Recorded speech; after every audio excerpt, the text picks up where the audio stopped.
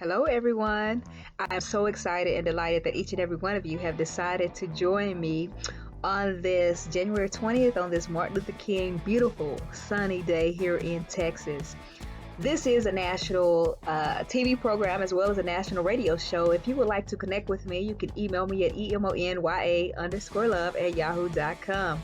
In addition to that, be sure to join me on tonight as we will have a special segment with love, and then join me on tonight for our music industry section.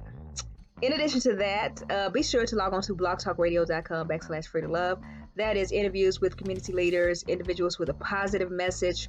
Many of you have sent me your campaigns, your ads, and things of that nature. I will be posting that on my website, and I will be also posting my website so that you can go and visit my website. And I will also be announcing your name as a candidate wherever you are in Texas or out of Texas. Just email me at emony_love@yahoo.com. If you have events, email me your events, emony_love@yahoo.com. In addition to that, just keep continuing to be great. I want to talk about education for a little bit because I had the opportunity to speak with two of my professors this past week concerning education. The first part of education is I will present a synopsis of the relationship between poetry and students who struggle with reading. All right. There is a correlation between students who are dyslexic and poetry assists students in reading and fluency, which those strategies can be utilized in the classroom. So I will give you pointers on that as well.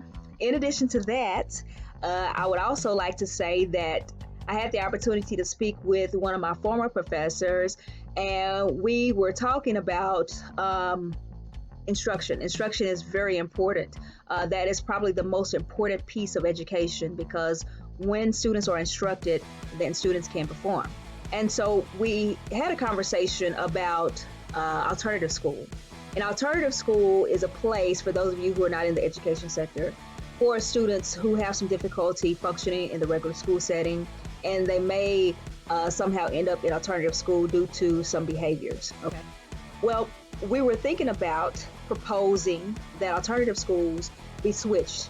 What do we mean by switched? First of all children should have a free and appropriate education. That's number one. When we speak about alternative schools, those schools should be geared toward those 10% of students who need that one-on-one instruction.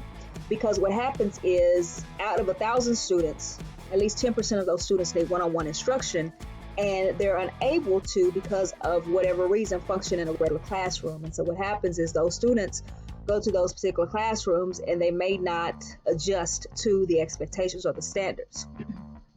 Those students need small class instruction, because what happens is when we force, in other words, students who are really supposed to be in maybe a 1-to-4 structured place, and we're not talking about like alternative school, we're talking about actual instruction, then it takes away from instruction, and it also takes away from the student learning. And so our focus is student learning. And so we had this discussion, and one of the things that are solutions, rather than sending students to alternative school, have alternative school serve as that 1-to-4 basis, because we can understand and we see patterns. And if students are having difficulties within the classroom, we most definitely do not want to hinder other students, but we also want to make sure that student learns as well. And many times what happens all over the state of Texas, all over, countries, is that those students are sent off to a place because of behavior problems. Well, we want to be proactive, and we want to have those students have a small classroom setting. Now, I've always believed, because I deal with many different comedians, if you take away the audience, the show is canceled. Did you hear what I said? We're writing an article. If you take away the audience, the show is canceled. And so what happens is we're setting up these students unknowingly, setting up these students who actually need that 1-to-4 ratio. We're setting these students up with an audience, which is a class full of students who need to learn to act, right? But if you take away the audience, guess what? There's no show. And so we want to be proactive, and we want students to learn, all students to learn. And we want to take away the negative factor. You're going to alternative school, or you're going to this other school because of your behavior. This is what you did.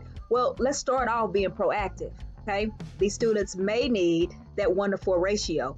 And the teachers, it's very important that we continue to allow them to have instruction, because what happens is, because the student is unable to function in a regular classroom, then instruction is lost, right? And so we want to be proactive. We want everyone to learn. We was talking about that. We want everyone to learn. But let's think about all over the world. Let's think about those places, whatever you call those places that students are sent because of behavior factors or things like that. Let's think about turning those places into a smaller classroom structure for those students who actually need smaller classroom structures. Because when we set those students in large schools or small schools, and they have an audience of at least 20, right? Then the show is going to continue. But if you take away the audience and you make it very small, then the tendency to put on a show will decrease. And so we want everyone to learn, and we want everyone to be successful. And I think if we take away that negative factor, you're working your way to this place, whether it's alternative school, whether it's another school, whatever it is, we want to take away that factor and make it positive. Because I see this pattern here. You are recommended for a 1-to-4 ratio, a smaller classroom. That will help the teacher with more instruction. That will help the students learn, right? And everyone will learn. That student will learn, because we want every student to learn. And this is a study that's all over. It was many different teachers, administrators who were on this forum, and it's a class actually, and we were discussing this. How can we make those alternative schools more effective as far as serving our students, the needs of our students?